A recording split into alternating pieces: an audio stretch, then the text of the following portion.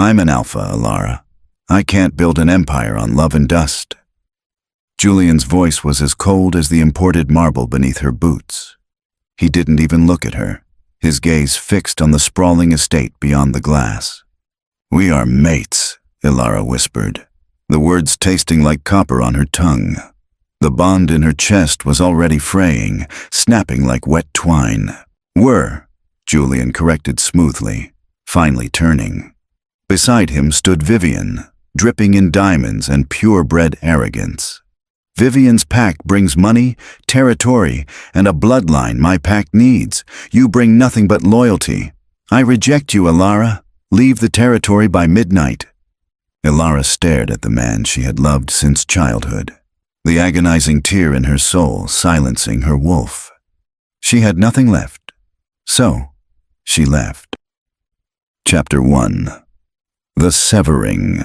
The scent of burnt sage and iron filled the hallway of the Crescent Moon packhouse. It was the distinct, nauseating smell of a severed mate bond. Alara stood in the center of her small bedroom, staring at the walls she had painted just 3 months ago. The faded blue paint was supposed to be the backdrop for their future pups. Now, it was just another monument to her humiliation.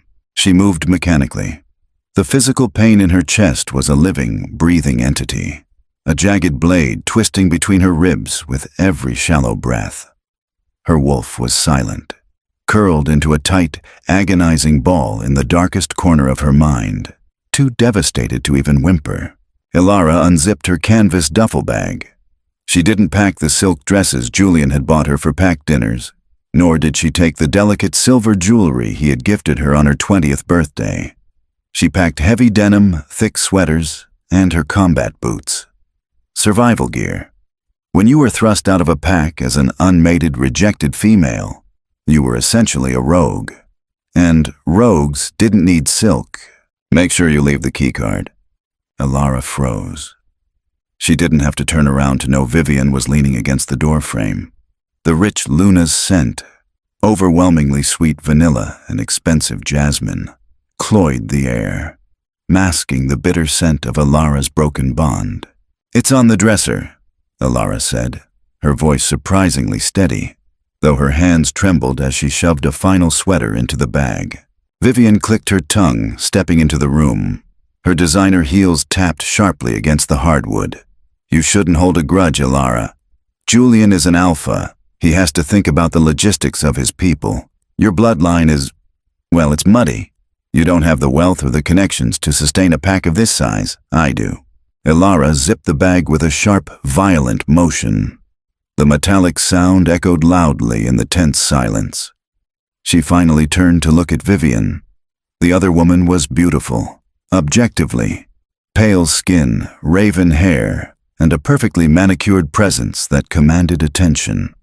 But there was a hollowness in her eyes, a calculating coldness that made Alara sick to her stomach. I don't hold a grudge against him for being an alpha, Alara said quietly, slinging the heavy duffel over her shoulder. I hold a grudge against him for being a coward. He knew for 6 months, Vivian. He knew he was going to choose you, and he let me plan a life here anyway. Vivian's perfectly arched eyebrows twitched, a flicker of irritation breaking her polished veneer. Just leave, before the border patrols have to forcibly remove you. It would be a terribly ugly scene for the younger pups to witness. Alara didn't offer a goodbye. She walked past the new Luna, her shoulder deliberately brushing against Vivian's silk blouse. For a fleeting second, Alara let the last dregs of her natural dominance flare, a heavy, suffocating weight that made Vivian gasp and take a startled step back. It was a petty victory, but Alara needed it. The walk to the border was an agonizing blur. The skies had opened up, unleashing a torrential downpour that soaked through Alara's jacket within seconds. The cold rain mixed with the hot tears tracking down her cheeks. Pack members stood on their porches, watching her go in heavy silence. Some looked pitying, others looked away in shame. No one spoke. The absolute authority of an alpha's rejection meant she was now a ghost among the people she had grown up with. When she finally crossed the invisible threshold marking the edge of the Crescent Moon territory, A visceral shockwave ripped through her body. Ilara fell to her knees in the mud. The bond snapped completely, severing her from the pact network. The sudden silence in her mind was deafening. The ambient hum of her packmates' distant thoughts, the comforting presence of their collective energy. It was all gone. She was completely, utterly alone. Gasping for air, Ilara pushed herself up from the mud. Her hands were scraped, her clothes ruined, but the fire of pure survival ignited in her veins. She would not die out here in the storm. She forced one foot in front of the other, walking into the dark, neutral territory where the highways blurred into human cities. She didn't know where she was going, only that she could never look back. The neon sign of the Midnight Diner flickered with an angry buzzing sound, casting sickly pink shadows across the wet asphalt. It was a rundown joint sitting directly on the crossroads of 3 different pact territories and human municipal land. A haven for drifters, rogues, and truck drivers. Ilara sat in a cracked vinyl booth near the back, her wet hair plastered to her skull. A mug of black coffee sat untouched in front of her, no longer steaming. She had been staring at the same water ring on the Formica table for an hour. Her mind was a static void. Every time she tried to think about tomorrow, a wave of panic threatened to suffocate her. Without a pack, without a mate, her scent would eventually attract unsavory elements. She was vulnerable. The bell above the diner door chimed. Ilara didn't look up, but her wolf, previously dormant and bruised, suddenly stirred. A low, cautious rumble vibrated in Ilara's chest. The air in the diner shifted. The greasy smell of fried food and stale coffee was instantly overpowered by something sharp, clean, and overwhelmingly dominant. It smelled like a thunderstorm rolling over ancient pine forests. It smelled like raw, unadulterated power. Footsteps approached her booth. Slow, deliberate, heavy. "This seat taken?" The voice was a deep, gravelly baritone that sent a strange shiver down Ilara's spine. She finally looked up. Standing beside her booth was a man who looked entirely out of place in the grimy diner. He wore a tailored dark charcoal suit that fit his broad shoulders perfectly. His hair was pitch black, swept back with a casual elegance, but it was his eyes that caught the breath in Ilara's throat. They were a piercing, luminescent silver, flecked with shadows. He wasn't a human. He wasn't a standard wolf either. The aura radiating off him was heavy enough to make the diner's lone waitress drop a spoon in the kitchen with a clatter. "It's a free country," Ilara muttered, looking back down at her cold coffee. The stranger slid into the booth opposite her. He moved with a predatory grace, folding his large frame into the cramped space. He didn't order anything. He just sat there, watching her with an intensity that made Ilara's skin prickle. "You smell of a broken bond," the man said smoothly. He didn't sound sympathetic. He sounded analytical. "Recent, within the last 3 hours, and you're sitting in a neutral zone diner at 2 in the morning with a single bag. Rejected." Ilara's head snapped up, her eyes flashing with sudden, defensive anger. "Mind your own business." "I am making it my business," he replied evenly. He leaned forward, resting his large, scarred hands on the table. "You need protection.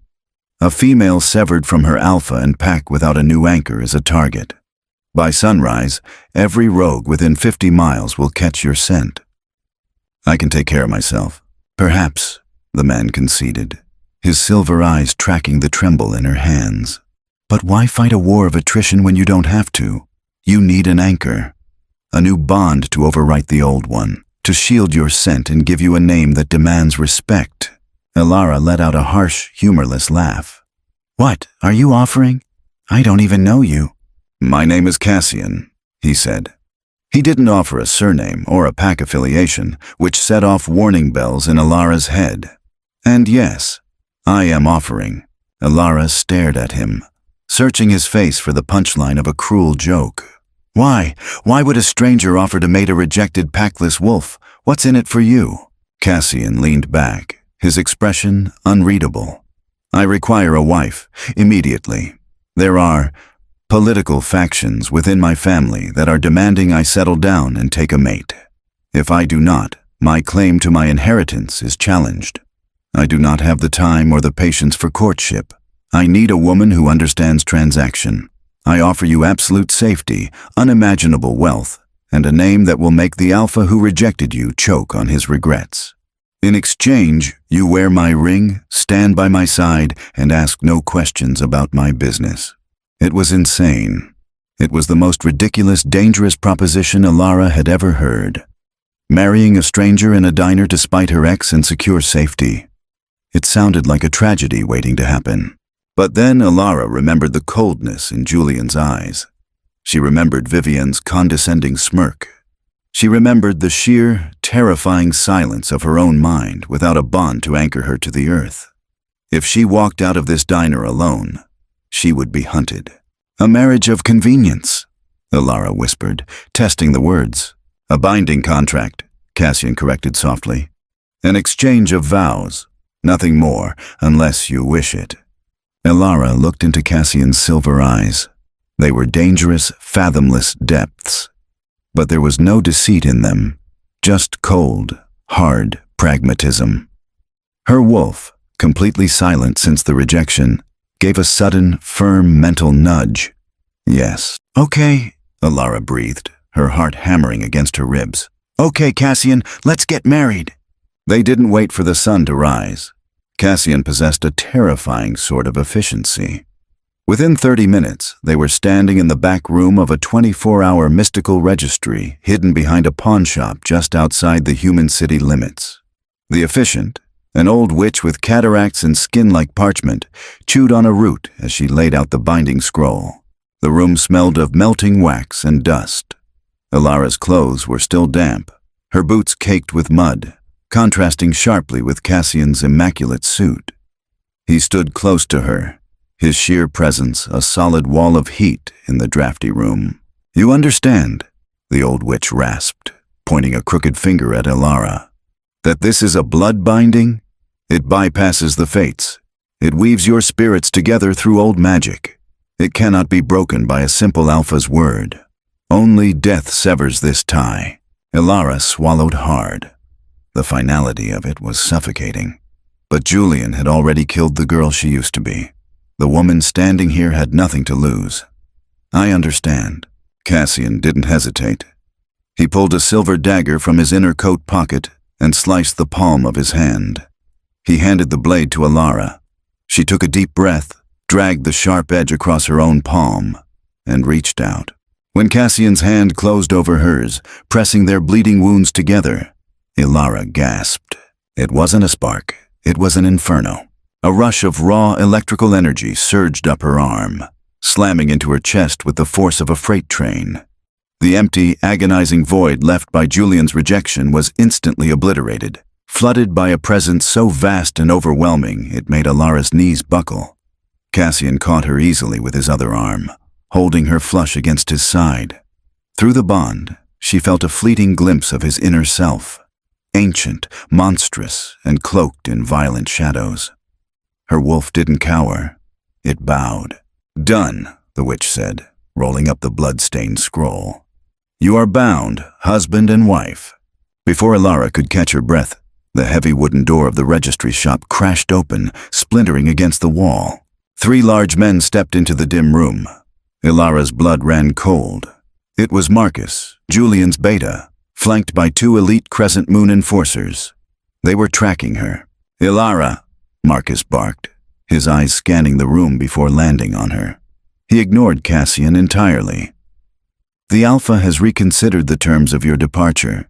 He realizes your sudden absence creates instability. You are to return to the pack house immediately. You will be placed in the lower quarters. You won't be Luna, but you won't be Rogue. Bile rose in Alara's throat. Julian wanted her as a mistress. He wanted his wealthy Luna and his loyal toy on the side. The sheer audacity of the insult made her vision swim with rage. She's not going anywhere, Cassian said. His voice wasn't loud, but it carried a strange, echoing resonance that made the glass jars on the witch's shelves rattle. Marcus finally looked at Cassian, sneering. Back off, rogue. This is pack business. She belongs to the Crescent Moon. She belonged to no one, Cassian corrected, his silver eyes flashing brightly in the dim light. He slowly released Alara's waist, taking a single, deliberate step toward the three wolves. But as of 3 minutes ago, she belongs to me. She is my wife, and you are trespassing in her presence. Marcus laughed, a harsh, barking sound. He began to shift, his bones cracking as his eyes turned yellow. I don't care who you are, Suit. I'm taking her back. Cassian didn't shift. He didn't even raise his hands. He simply let his aura drop. The suppression he had been holding back snapped. The air in the room instantly turned dense, heavy as lead. A suffocating, crushing pressure descended upon the room. Alara gasped, clutching her chest, but the pressure deliberately bypassed her, slamming into the three Crescent Moon wolves like a physical blow. Marcus's shift halted violently. He choked, his eyes widening in absolute, primal terror. The two enforcers behind him collapsed to their knees instantly, their faces hitting the floorboards as they whined in submission. Marcus fought it for a second longer, blood dripping from his nose as the sheer weight of Cassian's dominance crushed his beta spirit into dust.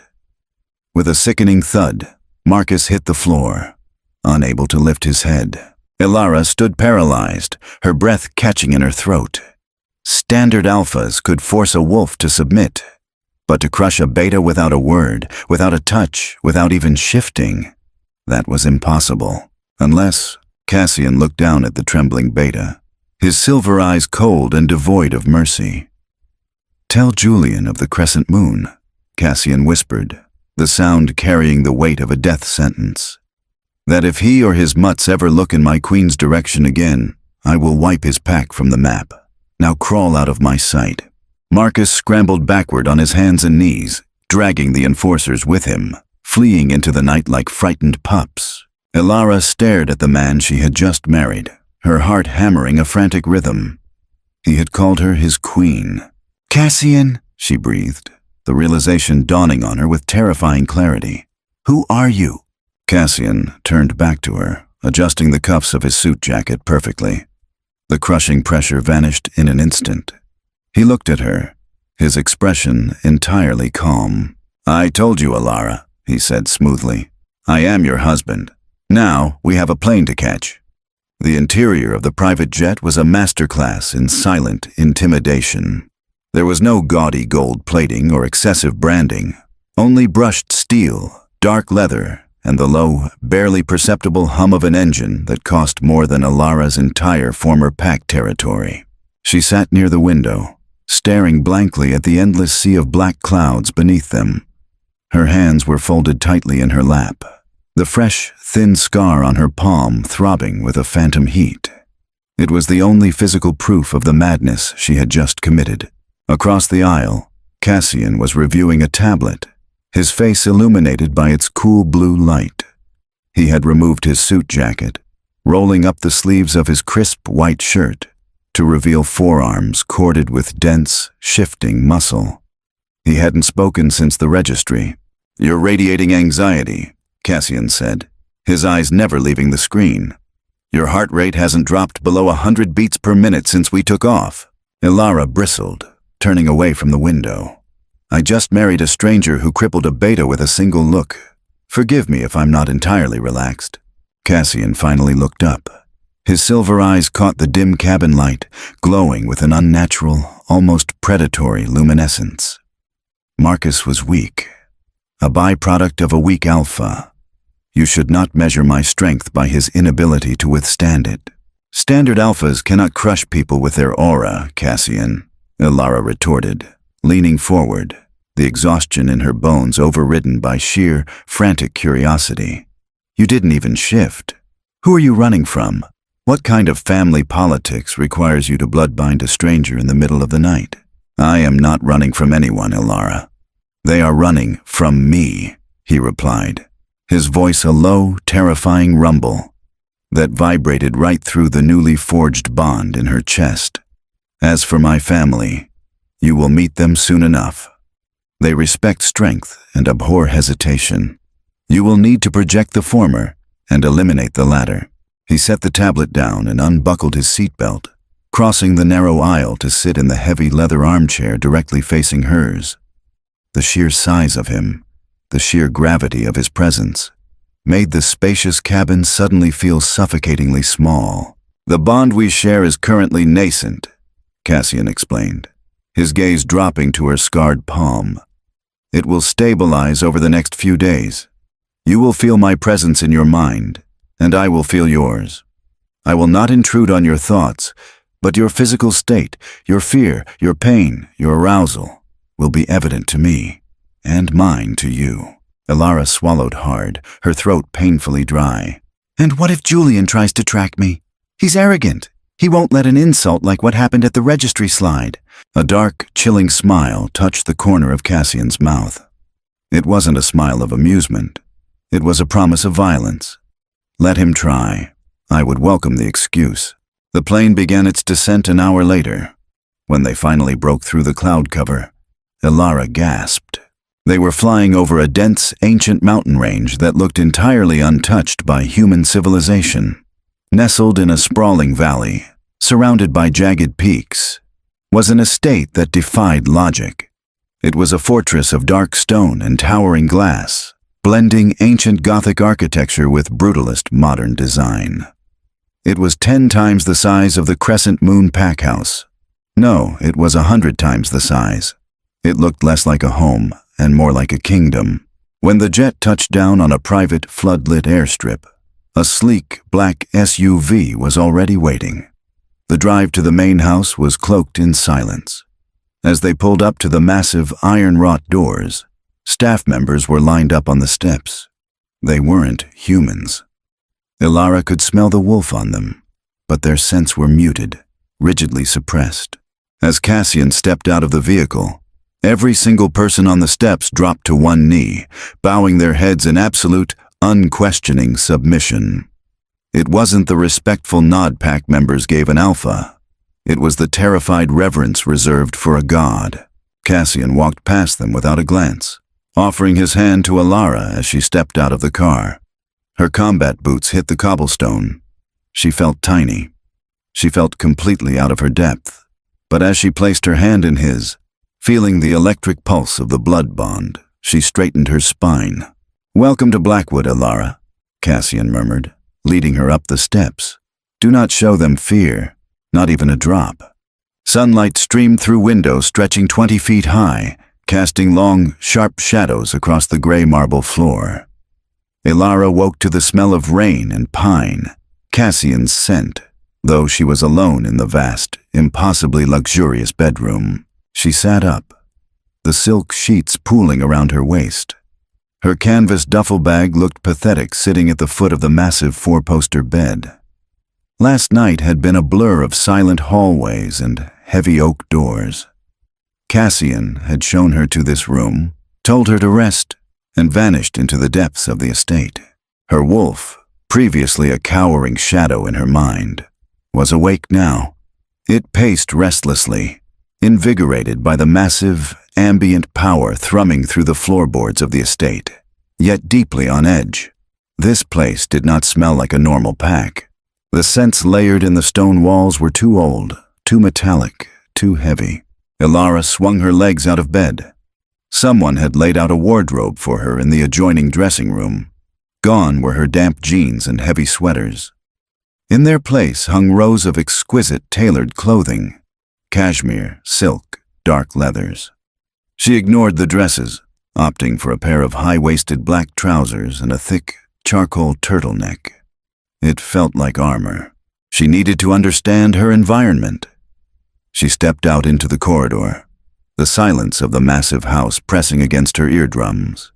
She navigated the labyrinthine halls by memory and instinct, eventually finding a grand staircase that led down to a cavernous dining hall. Sitting at the far end of a table long enough to seat 50 people was a woman. She was stunning, with the same pale skin and pitch-black hair as Cassian, but her eyes were a vibrant, dangerous gold. She looked up from her teacup as Elara entered, her gaze sweeping over Elara's borrowed clothes with naked disdain. So, you're the stray my brother brought home to ruin our bloodline," the woman drawled. Her voice was like crushed glass, sharp and beautiful. Ilara stopped at the foot of the table. She recognized the challenge in the woman's posture. It was the same condescension Vivienne had used, but infinitely more lethal.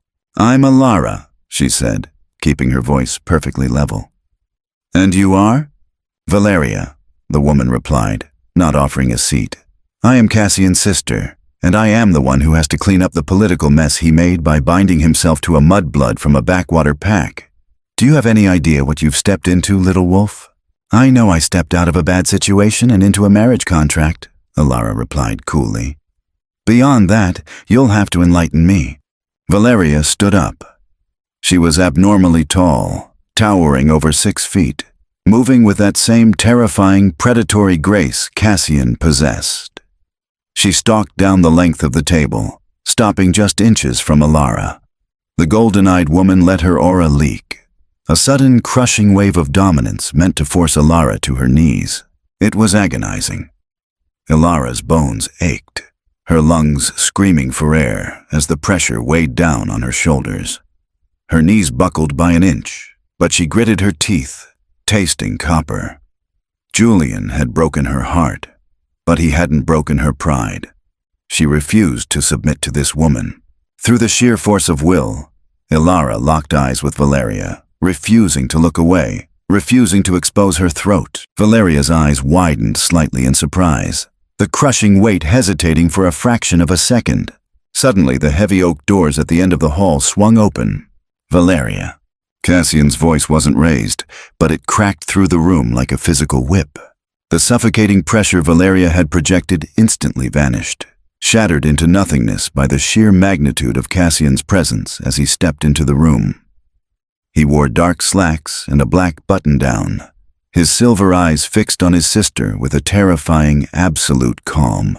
Valeria immediately took 3 steps back, dropping her gaze to the floor.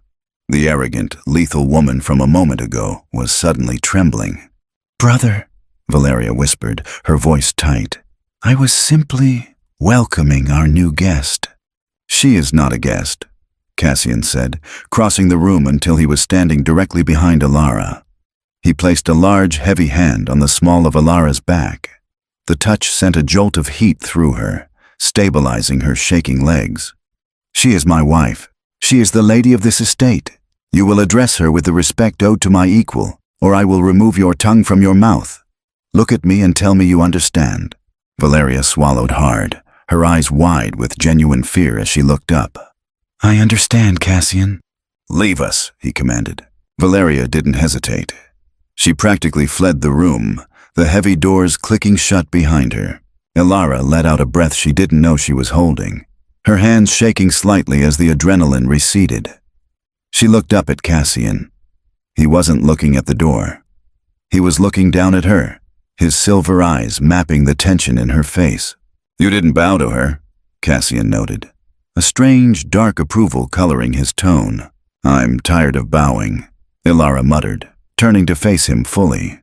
"Cassian, what is this place? She called me a mudblood. She tried to crush me just for walking into the room. This isn't a normal pack." "No," Cassian agreed softly, his hand dropping from her back to catch her wrist, his thumb tracing the pulse point there. "It is not. You are swimming in an ocean of apex predators now, Ilara. But as long as you wear my mark, they cannot touch you. Tonight, you will meet the rest of the council. You will sit at my right hand, and you will show them exactly why I chose you." The formal dining hall felt less like a place for a meal and more like a war room. The massive mahogany table was set with heavy silver cutlery and crystal goblets, but the 12 individuals seated around it were entirely focused on the tension in the air. Ilara sat at Cassian's right. She had chosen a high-necked, long-sleeved gown in a deep midnight blue from the wardrobe. It was conservative but undeniably powerful, clinging to her frame like a second skin. She kept her spine rigidly straight, ignoring the blatant, analyzing stares of the men and women at the table. They all possessed the same terrifying traits as Cassian and Valeria. Immense physical size, unnerving stillness, and eyes that glowed in shades of silver, gold, and violent amber. They didn't smell like normal wolves. Their scents were metallic, bloody, and ancient. "So," began an older man seated directly across from Cassian. He had a shock of white hair and a face carved from granite. His amber eyes were fixed entirely on Alara. "This is the solution to our succession problem. A rejected female from the Crescent Moon Pack. A pack that, barely a decade ago, couldn't even secure its own southern borders." "Lord Silas," Cassian said, swirling the dark crimson wine in his glass. He didn't look at the old man.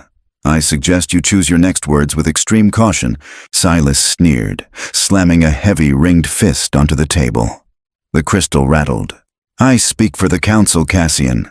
We demanded you take a mate of pure, ancient blood to solidify our political alliances in the north. Instead, you vanish into the night and bind yourself to a commoner. She has no lineage, she has no power, she is a liability." The room went dead silent. Alara felt the heat rising in her cheeks, but the familiar sting of humiliation was quickly replaced by a cold, sharp anger. She had allowed Julian and Vivian to belittle her worth because she had loved Julian. She owed Lord Silas nothing. Before Cassian could speak, Alara set her fork down with a sharp clink. "My lineage may not be recorded in whatever ancient texts you worship, Lord Silas," Alara said, her voice carrying clearly through the silent room.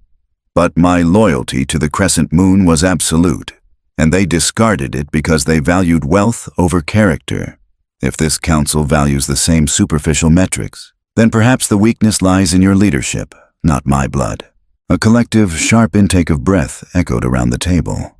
Valeria, seated further down, actually dropped her spoon. No one spoke to Lord Silas like that. No one who wanted to keep their head attached to their neck. Silas's amber eyes flared with sudden, lethal rage. His jaw ticked, the sound of his fangs extending loudly in the quiet room. "You dare speak to me, little girl? I have slaughtered entire packs for less disrespect." "She is my wife, Silas," Cassian intervened, his voice dropping an octave, taking on a monstrous, reverberating quality that made the hair on Alara's arms stand up.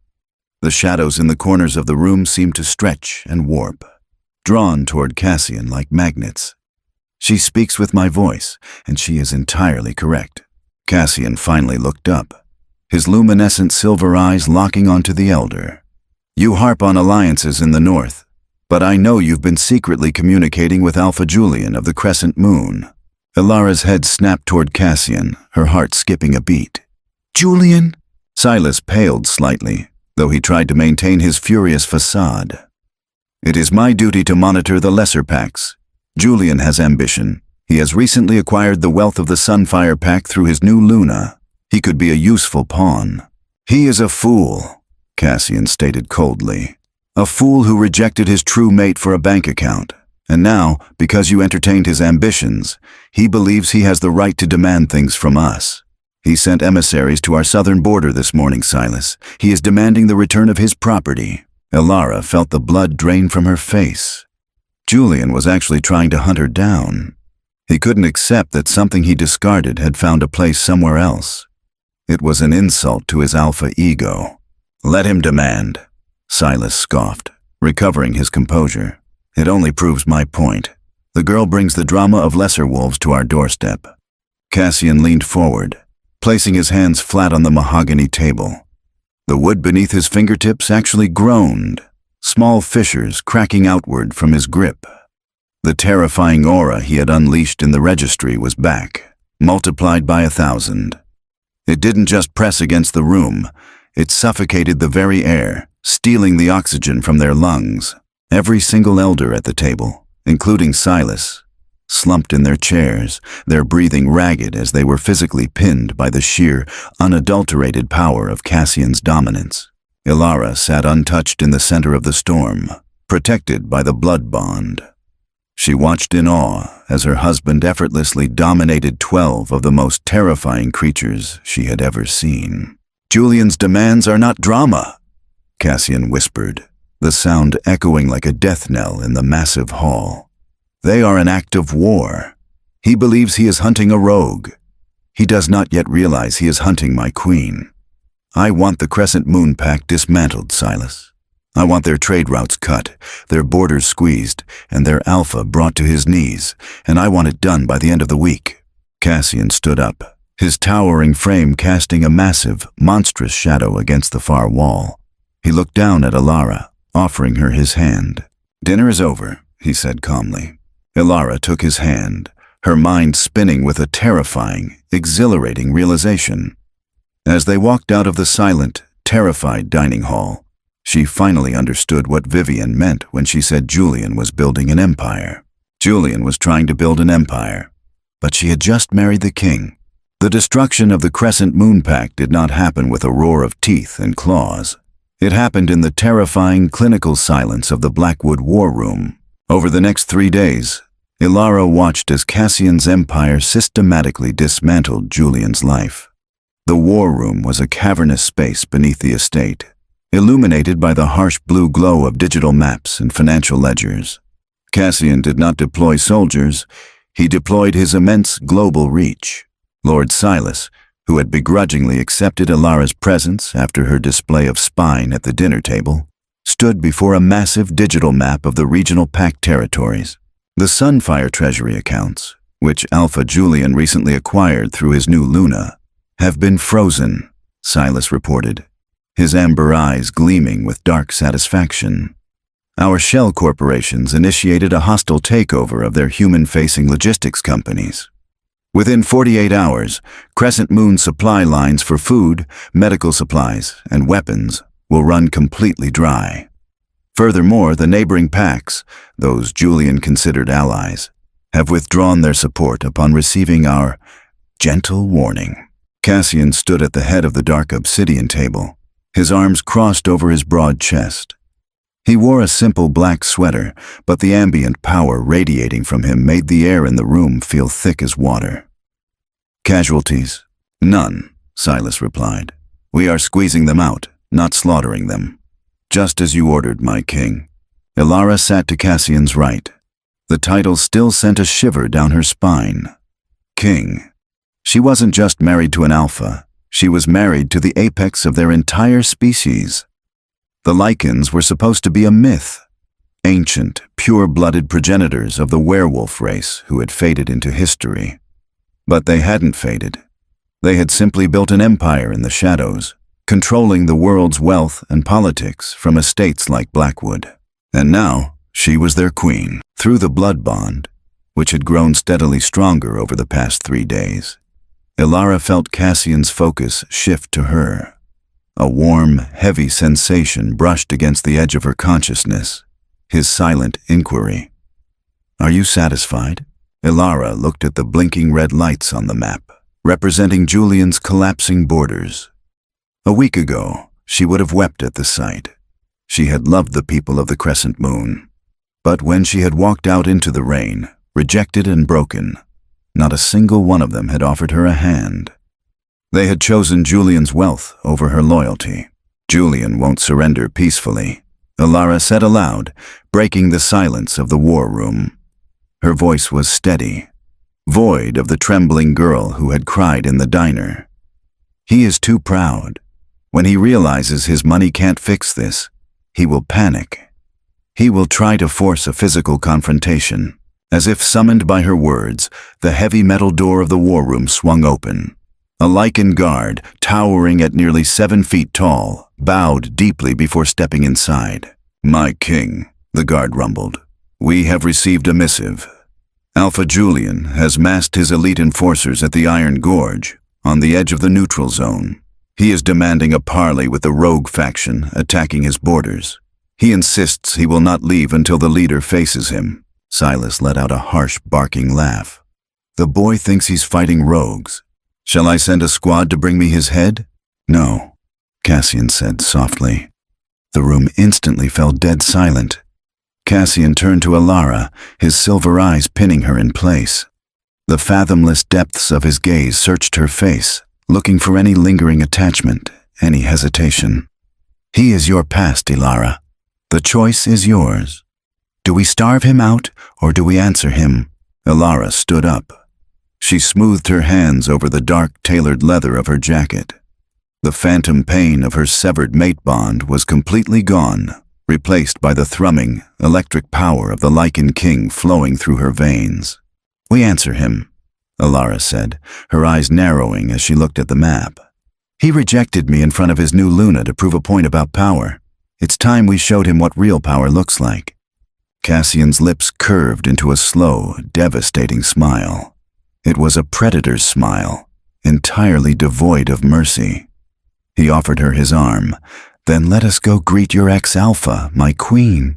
The Iron Gorge was a desolate stretch of rocky terrain, swept by biting winds and under the constant shadow of heavy, gray storm clouds.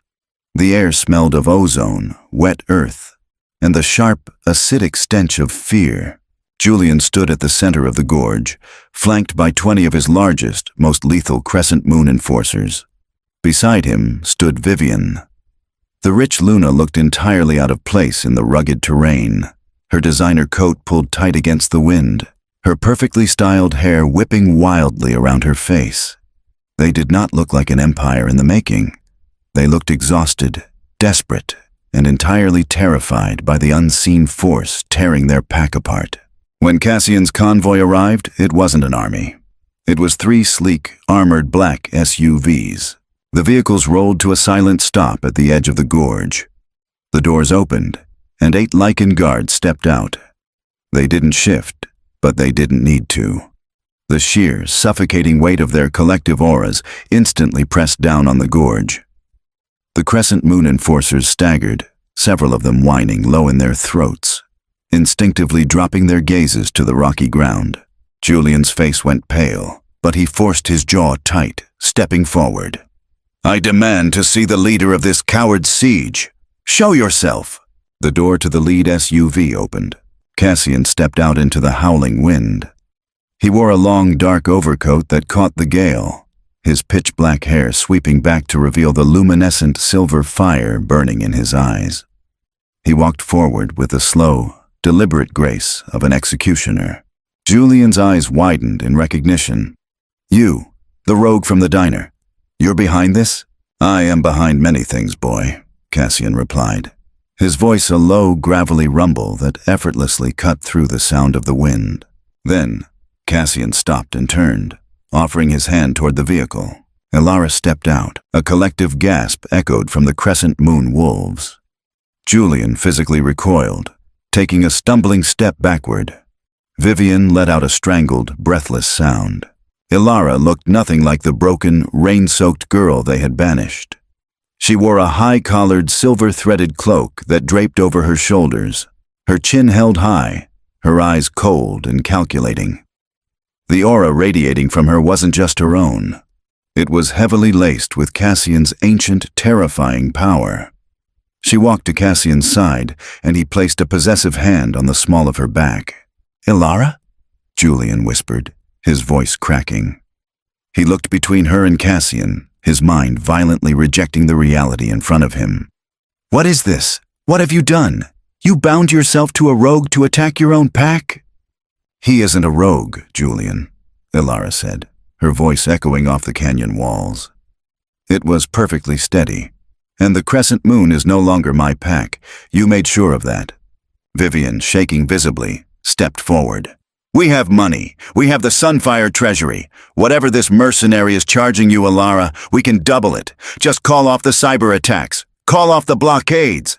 Cassian laughed. The sound was dark, chilling, and entirely devoid of humor. It made the rocks beneath their feet vibrate. "The Sunfire treasury," Cassian mused, looking at Vivian as if she were a particularly slow child. "Your combined wealth might cover the maintenance costs of my private airstrip for a month. You build your empires on dirt and paper, Julian. You barter with pennies and call yourselves kings." Cassian's silver eyes flared, the pupils slitting vertically. He let his suppression drop entirely. The gorge was instantly plunged into a suffocating nightmare. The sky seemed to darken as Cassian's dominance exploded outward. It wasn't a push. It was a localized gravity well. All 20 of Julian's elite enforcers dropped to the ground simultaneously, their faces smashing into the dirt, paralyzed by the sheer, crushing weight of the Lycan King. Vivian screamed, collapsing to her knees, sobbing uncontrollably as the primal terror overrode her mind. Julian fought it. His bones cracked loudly as he tried to remain standing, blood pouring from his nose, his eyes bulging. But he was nothing against an ancient bloodline.